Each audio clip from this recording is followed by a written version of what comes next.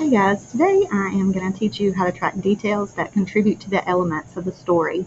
When reading historical fiction, instead of getting lost in the story, take notes and then return to them to fill in more details as you read. Today we're going to model this concept as we reread Night Boat to Freedom. Yesterday we focused on the details of the setting, and today we're going to focus on the details more of the characters and the setting. So as a reader, I want you to pay close attention to anything that you can learn about Christmas John or Granny Judith.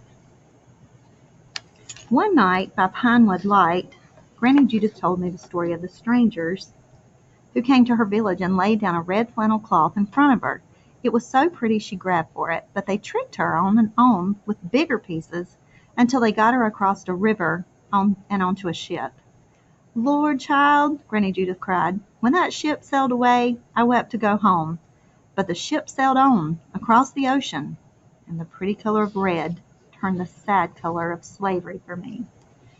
So as Granny is working on a quilt, you can see that she's talking to Christmas John as he sits by the fire.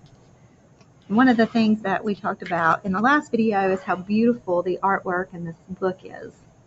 This was Granny Judith as a young girl. She was holding the cloth of red, and how they lured her to the ship, which brought her from Africa over to America, and she became a slave. So this is her talking to Christmas John. She says, "Then Granny Judith spoke so low even the dark couldn't hear her. But now, Christmas John, we got a chance to learn the color of freedom. A man across the river has a station for escaping slaves. Cook's child. Molly can go to him by boat tomorrow when the moon's black. I'm asking you to take her." I grew so quiet you could have heard a sewing needle fall on feathers. I was 12 summers grown and a strong hulk of a boy, but I felt feeble as a baby, knowing what she wanted me to do. "I know you got fear, child," Granny Judith said, "but what scares the head is best done with the heart. Master, let you go about 'cause you're young yet. You can slip over and back before morning star come, and I'll be here praying and waiting to know what color Molly wore to freedom." So what Granny Judith is asking Christmas John to do is to take a boat and put a girl named Molly in the boat and travel her across the river to freedom to Ohio from Kentucky. And John, his big boy, says he can do this, but he's really afraid on the inside. So what I want you to do is I want you to focus on what kind of person John is. What can you pick up on the kind of person that Granny Judith is? Let me show you what your notebook entry is going to look like today.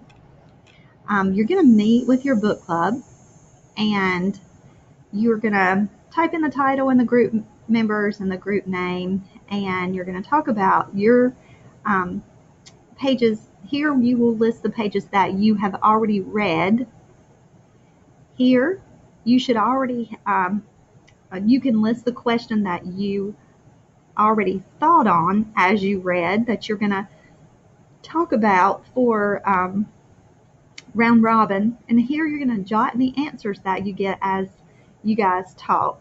Here, you won't write anything here until you read this time, and as you're reading, you'll come up with a text-dependent question using the stems that you're working on.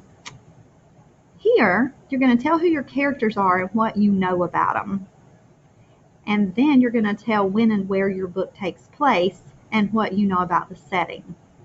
You're going to write down the pages that you're going to read for next time, and you're going to come up with your next question that you will read for purpose. Now, in jotting notes about the characters, so Granny Judith we know is a weaver, and she was stolen from her village in Africa. Christmas John is 12 years old. He's a hulk of a boy, but he's terrified about taking a boat across the river. So this is a key detail. The author is letting me know trouble is brewing, and we know the rising action of the story is starting. So this is what my notes would look like. I already had taken notes on the setting, and from where we read earlier, and I jotted that Kentucky, this was taking place in Kentucky during the time that American states were divided based on their beliefs, on a plantation with a big house. And Granny Judith and Christmas John live in a small pine board cabin. And they live near a wide river that separates Kentucky and Ohio, which is real significant because it's separating the North and the South, and separating slave states from non-slave states. So here's what I know about my characters.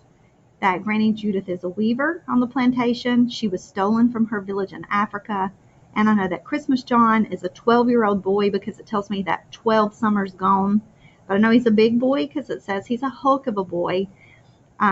Obviously, Granny Judith has a lot of faith in him, and she thinks that he's brave and he can handle this task. She says that he can get by with it because the master doesn't keep up with him as much because he's a kid. But we also know that he's extremely afraid to cross this river. So it's a deadly task, because if he was to get caught, then he could be killed. But Granny Judith says, I'll be here praying for you. So today and every day, as you read historical fiction, make sure that you don't just get lost in your books, but that you gather up information that you need to know. If your book is written in a way that seems to nudge you to take notes, actually jot those notes down so that you can talk about those notes and what seems important in the book.